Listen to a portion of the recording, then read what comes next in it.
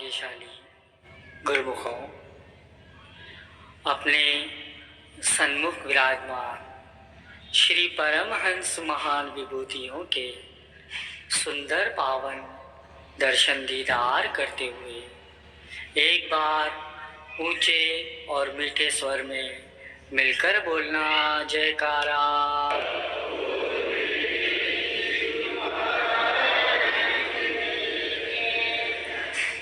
गुरुमुखों, दुनिया में ऐसे बहुत से लोग हैं जिन्हें देवीय या सद्गुरुदेव जी की सहायता मिलती है, किसी को ज़्यादा तो किसी को कम। कुछ तो ऐसे भी हैं जिनके माध्यम से अलौकिक शक्तियाँ उनसे अच्छा काम करवाती है। सवाल ये उठता है कि भगवान का भक्त कैसे पहचाने कि उसके ऊपर भगवान की या उसके सद्गुरु की उसके ऊपर कृपा हो रही है और देवीय शक्तियाँ उसकी मदद कर रही है। वो कौन से ऐसे संकेत है कि जिससे इंसान समझ सकता है कि उसके ऊपर भगवान की कृपा हो रही है।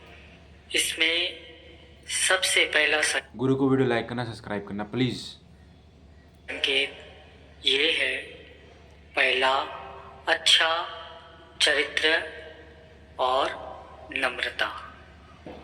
विद्वानों के अनुसार अलौकिक शक्तियाँ मतलब देवीय शक्तियाँ उसकी मदद तभी करती हैं जब कोई मनुष्य दूसरों के प्रति नम्रता रखता है या दूसरे के दुख को समझता है, जो बुराइयों से दूर रहता है, जो नकारात्मक विचारों से दूर रहकर नियमित रूप से अपने भगवान की आराधना करता है और परोपकार या पुण्य के काम में हमेशा लगा हुआ रहता है। अगर आप समझते हैं कि मैं ऐसा ही हूँ तो निश्चित ही देवीय शक्तियाँ आपकी मदद कर रही है। बस आपको इस मार्ग पर डटे रहना है और आपको भगवान देख रहा है। दूसरा, ब्रह्मा मुहूर्त, जिसे हम अमृत वेला कहते हैं। विद्वान लोग कहते हैं कि यदि आपकी आंखें रात्रि 3 से 5 के बीच अचानक ही खुल जाती हैं तो आप समझ लो कि अलौकिक शक्तियाँ आपके ऊपर मेहरबान हैं और आपके ऊपर सद्गुरुदेव जी की असीम कृपा है, क्योंकि यही वो समय होता है जब सारे देवी देवता जागृत अवस्था में होते हैं और वो आपके माध्यम से कुछ करवाना चाहते हैं। और वो कुछ क्या है? वो है भक्ति और उनका ध्यान। वे आपको अच्छी आत्मा जानकर आपको संकेत देते हैं कि आप उठ जाओ, ये समय सोने का नहीं है, भक्ति करने का है। कहते हैं कि जिसके ऊपर भगवान की असीम कृपा होती है वो तो स्वतः ही उठ जाते हैं। आयुर्वेद के अनुसार इस समय बहने वाली वायु को अमृत तुल्य कहा गया है और इसमें सद्गुरुदेव जी की कृपा का विशेष अमृत बरसता है, जिसे हम गुरुमुखी भाषा में अमृत वेला कहते हैं। शास्त्रों के अनुसार इस समय पूरी दुनिया में मात्र 13% लोगों की ही नींद खुलती है। तीसरा संकेत है सपने में अपने भगवान के या अपने सद्गुरु के दर्शन।